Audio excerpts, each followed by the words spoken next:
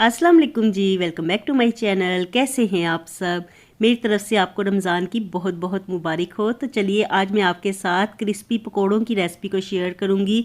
बहुत ही कम चीज़ों के साथ क्रिस्पी कुरकुरे और करारे पकोड़े हम बनाएंगे आज, और इस तरीके से बने हुए पकोड़े सभी को बहुत ज़्यादा पसंद आते हैं। रेसिपी बहुत ही ज़्यादा मज़ेदार है। तो चलिए देख लेते हैं ये क्रिस्पी करारे पकोड़े हम किस तरह से बनाते हैं।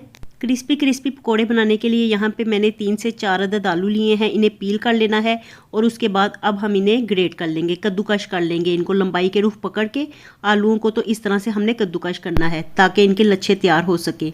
और जैसे जैसे आप आलूओं को कद्दूकश करेंगे तो इन्हें पानी में डुबोते जाना है, वरना अगर आप इसी तरह से किसी प्लेट या ट्रे या बाउल में करेंगे तो आलू का कलर बदलता जाएगा, काला पड़ता जाएगा। तो इसलिए ज़रूरी है कि इन्हें ग्रेट करते जाएँ, साथ साथ इन्हें पानी में भी डुबोते जाएँ। और आलू कद्दूकश कर लेने के बाद इन्हें अच्छे से हमने पानी से धो लेना है। टोकरी में डाल के धो लीजिए और फिर इन्हें हाथों में लेके निचोड़ के सारा पानी निकाल देना है।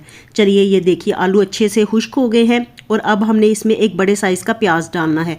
तो प्याज को भी हम बिल्कुल बारीक कद्दूकश करके डालेंगे, या फिर आप इसे कटर के साथ भी कट कर सकते हैं। बिल्कुल बारीक लच्छों की तरह प्याज कट होना चाहिए।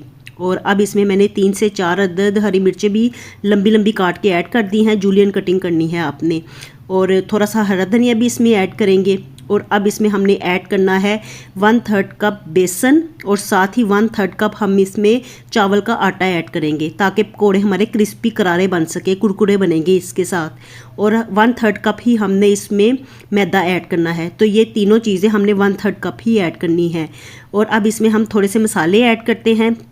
तो इसमें मैंने 1 टीस्पून नमक ऐड किया है, 1 टीस्पून कुटी हुई लाल मिर्च, और 1 टीस्पून ही हम इसमें गरम मसाला ऐड करेंगे।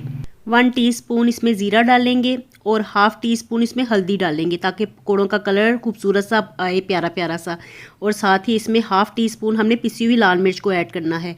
1 टेबलस्पून भर के हम इसमें साबुत सूखा धनिया ऐड करेंगे। पकौड़ों में साबुत सूखे धनिया का फ्लेवर और टेस्ट बड़ा ही ज़बरदस्त लगता है, इसलिए इसे थोड़ा सा ज़्यादा ऐड किया कीजिए।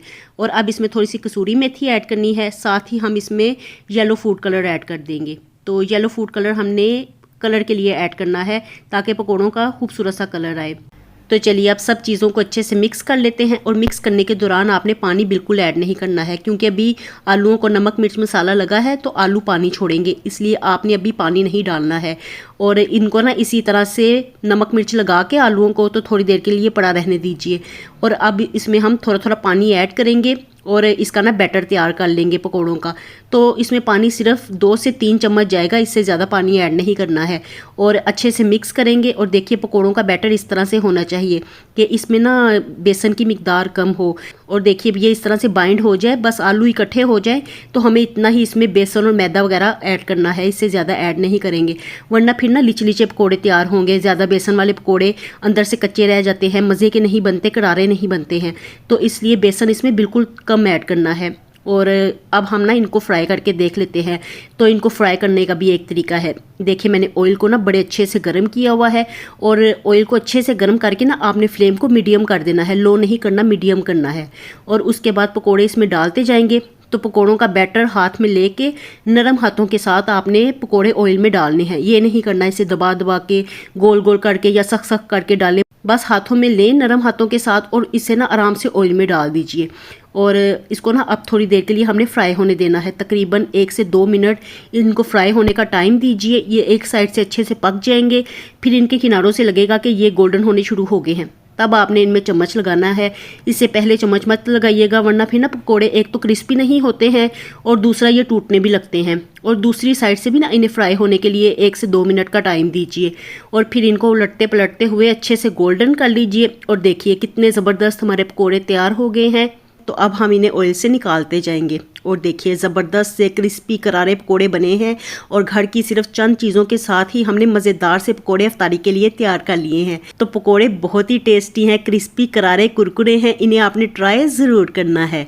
रेसिपी पसंद आए तो वीडियो को लाइक करके चैनल को सब्सक्राइब कर दीजिए। मिलती हूँ नई वीडियो के साथ। अल्लाह हाफिज़ एंड टेक केयर।